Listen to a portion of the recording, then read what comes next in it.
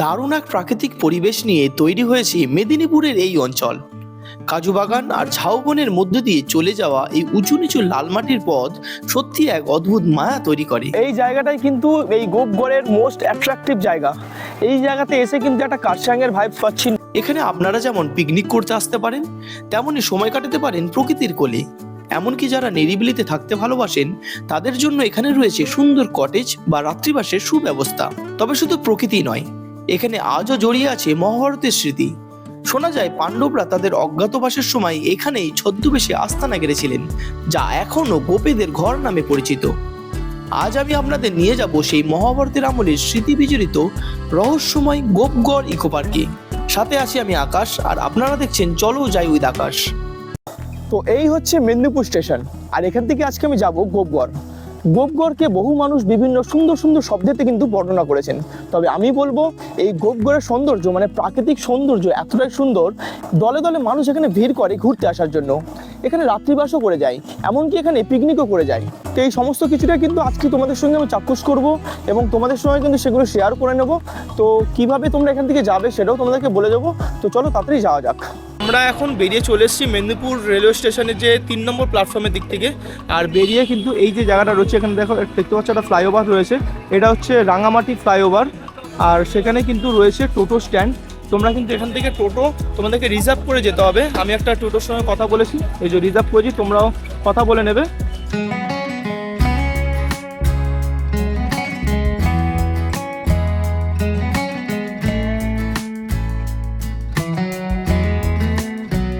তো আমি এখন চলে এলাম গোপগড়ের 2 নম্বর গেটে। টোটো আমাদেরকে এখানে নামিয়ে দিল, আর ভাড়া নিল কিন্তু মাত্র 50 টাকা। তোমরা কথা বলে নেবে, বার্গেনিং করে আসবে যদি বেশি বলে। খুব বেশি ডিস্টেন্স নয়, আমি রিজার্ভ করে এসেছি, 50 টাকা ভাড়া নিয়েছে মাত্র। এছাড়াও তোমরা বাসে করে আসতে পারো, কিন্তু বাসে করে এলে মেন রোড থেকে তোমাদের কিন্তু আবার ভেতরে হেঁটে আসতে হবে অনেকটাই। তো এর ভেতরে গেটে এন্ট্রি ফি কিন্তু 10 টাকা করে রয়েছে 6 বছরের ঊর্ধ্বে যারা রয়েছে তাদের জন্য। আর তোমরা যারা অ্যাকশন ক্যামেরাতে অথবা কোনো ডিএসএলআর টাইপের ক্যামেরাতে তোমরা যদি শ্যুট করতে চাও, তাহলে কিন্তু তোমাদেরকে ক্যামেরা প্রতি 300 টাকা কিন্তু চার্জ দিতে হবে। আর তোমরা ফোনে কিন্তু এমনি ইজিলি শ্যুট করতে পারো, কোনো রকম চার্জ লাগবে না এক্সট্রা। তো চলো এবার ভেতরে ঢুকি।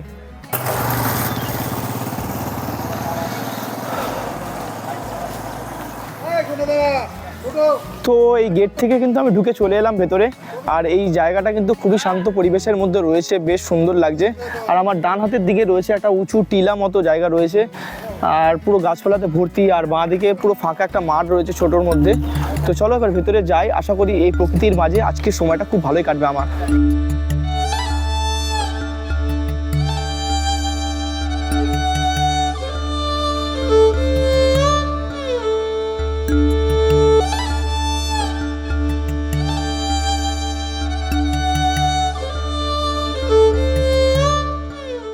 সামনে এই রাস্তাটা একটু স্লোপ রয়েছে, পাহাড়ি রাস্তা যেমনটা হয়, তার মধ্যে পুরো এত গাছপালার মাঝখান দিয়ে কিন্তু বুক ছিঁড়ে আমরা চলে যাচ্ছি।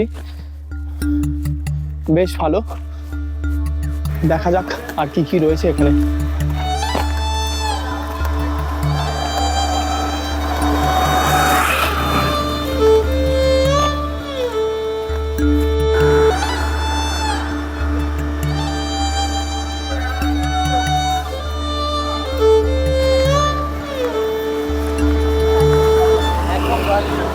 তো এই জায়গাটাই কিন্তু এই গোপগড়ের মোস্ট অ্যাট্রাকটিভ জায়গা। এই জায়গাতে এসে কিন্তু একটা কার্শিয়াংয়ের ভাইবস পাচ্ছি। নর্থ বেঙ্গলে কার্শিয়াংয়ের কিন্তু ঠিক এরকমই, দুপাশে ঝাউবন, মাঝখানে কিন্তু বুক ছিঁড়ে বয়ে চলেছে কালো পিচের রাস্তা। ঠিক তেমনটাই কিন্তু এখানে লাগছে। এটা যদি আরও একটু ভোরবেলার দিকে হতো, কুয়াশা থাকতো এখানে, অসাধারণ লাগতো, অসাধারণ। মানে আর একটু সকাল সকাল যদি আমি আসতে পারতাম। তোমরা যখন আসবে তখন কিন্তু অবশ্যই কিন্তু এই জায়গাতে আসো, খুবই ভালো লাগবে জায়গাটা। এখানে কিন্তু একটা আলাদাই ভাইবস পাচ্ছি। তো এই রাস্তা দিয়ে হেঁটে এসে কিন্তু রাস্তার দুধারে বিভিন্ন পিকনিক করছে, অনেকগুলো গ্রুপ কিন্তু এসছে, এরকম দেখতে পাচ্ছ। ছাউনি দেওয়া রয়েছে, রান্নাবান্না করার জন্য কিন্তু জায়গা রয়েছে। তোমরা যারা পিকনিক করছে এখানে আসতে চাও তারা কিন্তু আসতে পারো। বিভিন্ন গ্রুপ এসছে এখানে কিন্তু এসে পিকনিক করছে।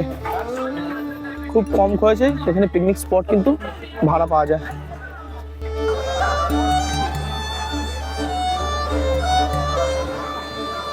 তো আমি অনেকটা সকালেই কিন্তু বেরিয়েছিলাম বাড়ি থেকে, তাই সেরকম কিছু খাওয়া দাওয়া হয়নি। আর এখানে এসে জাস্ট ঢুকেই একটা দোকান দেখলাম, একটা ঠিক নয়, একটা এখানে একটা রয়েছে, এর ঠিক উল্টো দিকে আরও 2-3টে রয়েছে। তো এই দোকানগুলোর মধ্যে থেকে আমি একটা দোকানে দাঁড়িয়েছি এবং আজকে ব্রেকফাস্ট আমি করব।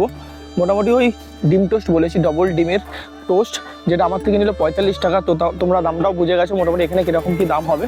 তো চলো এবার খাওয়া দাওয়াটা করে নিই, খেয়ে দে এবার আবার ভিতরের দিকে যাবো।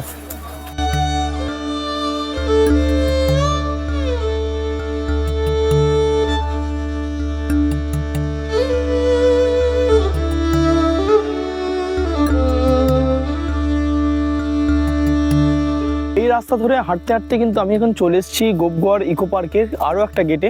এটা হচ্ছে গেট নম্বর 1, আর এর ঠিক সামনেই কিন্তু পড়ছে এই রাস্তাটা, যেখানে রয়েছে দুদিকে ঝাউবন আর মাঝখানে কালো পিচের রাস্তা। আর এইদিকে ছোটোখাটো কিন্তু আরও কিছু মাটির রাস্তা রয়েছে, যেখানে লাল মাটির রাস্তা। তোমরা একা কিন্তু না যাওয়াটাই ভালো, যদি কোনো লোকাল লোক জানা থাকে তাদের সঙ্গে যদি যাও তো ঠিক আছে, না হলে কিন্তু দরকার নেই যাওয়ার, কারণ অনেক ধরনের পোকামাকড় জীবজন্তু থাকতে পারে। গোপগড় পশ্চিম মেদিনীপুরের মূল শহর থেকে প্রায় 5 কিলোমিটার দূরে অবস্থিত।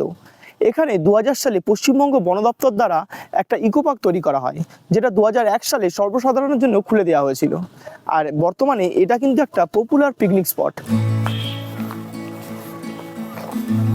এখানে যে ইকো পার্কটা রয়েছে সেই পার্কের ভিতরে ঢুকে গেছি, আর পার্কের ভিতরটা চলো তোমাদেরকে ঘুরিয়ে দেখাচ্ছি কি কি রয়েছে। ইকো পার্কের ভিতরে সামনেই কিন্তু রয়েছে একটা, দেখতে পাচ্ছ, ক্লক টাওয়ার। তো এই জায়গাটা কিন্তু বেশ সাজানো গুছানো রয়েছে, মোটামুটি বেশ ভালোই লাগছে। আর এখানে কিন্তু অনেক কিছু অ্যাক্টিভিটি বাচ্চাদের জন্য রয়েছে, করা যাবে।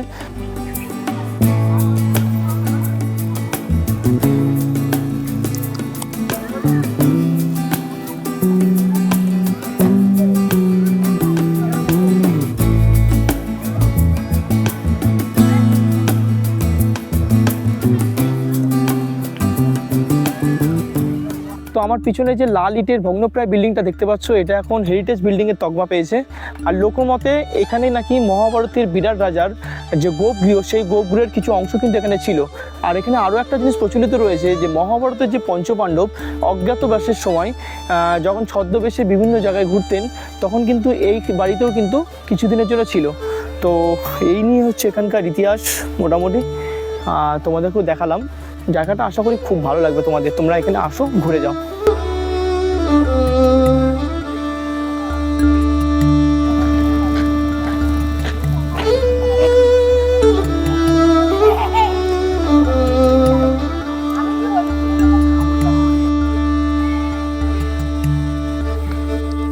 তো এই গোপগড় জায়গাটা যেহেতু মহাভারতের বিরাট রাজার স্মৃতি বিজড়িত জায়গা, তো সেই জন্য কিন্তু বিভিন্ন জায়গায় লেখা রয়েছে এখানে মদ্যপান করবেন না এবং এখানকার পবিত্রতা বজায় রাখতে। তো মদ্যপান এবং কঠোরভাবে কিন্তু গান বাজনা বাজানোর কিন্তু নিষেধাজ্ঞা রয়েছে, কিন্তু এই জায়গার পবিত্রতা কতটা এইভাবে রক্ষা করা হচ্ছে সেটা কিন্তু ডাউট আছে।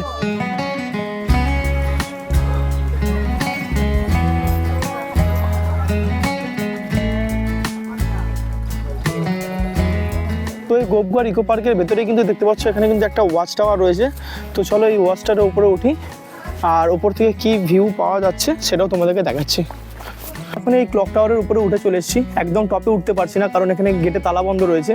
আমি এখন যে হাইটে রয়েছি মোটামুটি এই হাইটটা প্রায় 3 তলার হাইটের সমান।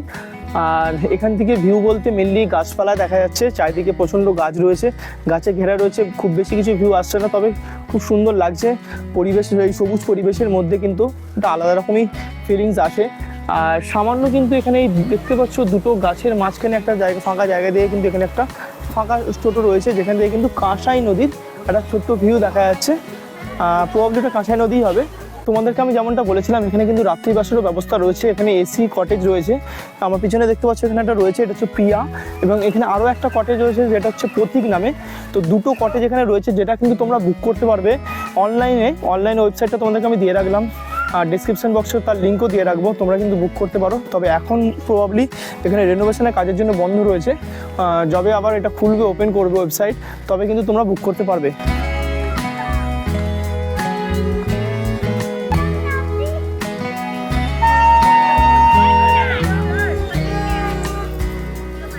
ইকো পার্কের ভিতরে জায়গাটা কিন্তু বেশ মনোরম, ঠিক তেমনই কিন্তু পাখির বিভিন্ন কিচিরমিচির শব্দ শোনা যাচ্ছে, অসাধারণ লাগছে কিন্তু। আর এই জায়গাতে আমার পিছন দিকটাতে রয়েছে এখানে একটা সেলফি জোন রয়েছে, যেখানে হচ্ছে প্রজাপতির একটা ডানা করা রয়েছে, যেখানে গিয়ে সেলফি তুলতে পারবে। আর সামনে এখানে রয়েছে একটা আইল্যান্ড টাইপের রয়েছে, যেখানে কিছু হরিণ রয়েছে। হরিণ বলতে কিন্তু অরিজিনাল হরিণ না, হরিণের স্ট্রাকচার রয়েছে। আর চারিদিকে কিন্তু পুরো ফুল গাছে ভর্তি রয়েছে, খুবই ভালো লাগছে।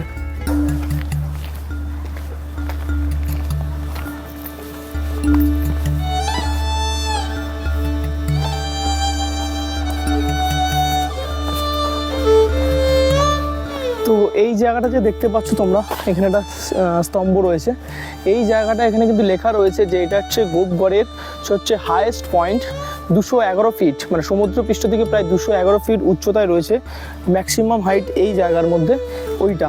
তো তার জন্য কিন্তু ওখানে একটা স্তম্ভ করা হয়েছে এবং সেটাকে কিন্তু ফলকে লেখাও রয়েছে। তো এই ছিল আজকের এই গোপগড়ের ভিডিও। আশা করি ভিডিওটা তোমাদের খুব ভালো লেগেছে এবং ডেসক্রিপশন বক্সে আমি তোমাদেরকে আবার লিখেও দেবো তোমরা কীভাবে এখানে আসবে। অলরেডি তোমাদেরকে দেখিয়ে দিচ্ছি মেদিনীপুর থেকে তোমরা কীভাবে এখানে আসছো, কিন্তু মেদিনীপুরও তোমরা কীভাবে আসবে তার জন্য কিন্তু অনেক ধরনের লোকাল ট্রেন এবং এক্সপ্রেস ট্রেনও রয়েছে। লোকাল ট্রেন তো রয়েছে, কিন্তু লোকাল ট্রেনের সময়টা একটু বেশি লাগে, প্রায় 3.5 ঘন্টার মতো লাগে। আমি নিজে আজকে লোকাল ট্রেনে এসেছি, তাই লেট হয়ে গেছে। এই ভিডিওটা তোমাদের আশা করি খুব ভালো লেগেছে। এখানে এসে তোমরা কিন্তু পিকনিকও করতে পারো, এছাড়াও এখানে কিন্তু রাত্রিবাসেরও কিন্তু খুব সুন্দর একটা ব্যবস্থা করা রয়েছে। তো চলো আজকের ভিডিওটাকে আমি এখানেই শেষ করছি। এই ভিডিওটা তোমাদের কেমন লেগেছে তোমরা অবশ্যই কমেন্ট করে জানাও। যদি ভালো লেগে থাকে অবশ্যই ভিডিওটা একটা লাইক করে দিও, আর চ্যানেলে প্রথমবার হলে চ্যানেলটাকে সাবস্ক্রাইব করে বেল আইকন ক্লিক করো। তো চলো দেখা হচ্ছে পরবর্তী কোনো ট্রাভেল ব্লগের ভিডিওতে।